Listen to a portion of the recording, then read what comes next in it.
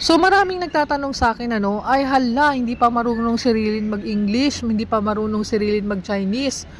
And ano na lang ang matututunan ng mga follower ko kapag ganon? So ito po ang kasagutan lahat ng mga katanungan ninyo sa social media, po. Sasagutin ko na po isa-isa. Ito po yun, no. Kaya hindi po ako marunong mag-Chinese kasi po ang mga employer ko hindi naman ako kinakausap. Alam nyo yun, yung tipong parang hangin ka lang, paano ka matututong mag-Chinese kung hindi ka kinakausap?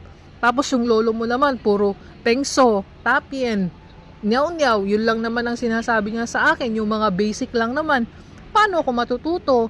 Ngayon, sa Tucheng naman, talagang marunong silang mag-Chinese doon. Ang ginagamit, Taigi at saka Mandarin. So ngayon, talagang pinipilit ko din kasi sabi ni ama sa akin, pilitin mo mag-Chinese kasi nga sobrang tagal mo na dito sa Taiwan.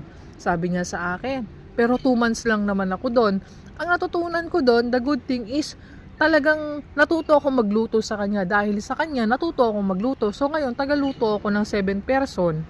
Doon naman sa Taishan, ganun din. Hindi rin marunong mag-English yung mga amo ko. So anong gagawin ko? Di magtatanong ako sa social media. Pasensya na kayo kung mali-mali yung mga spelling ko kasi ganun talaga. Hindi ko naman talaga alam. Parang nga akong baguhan Alam nyo yon?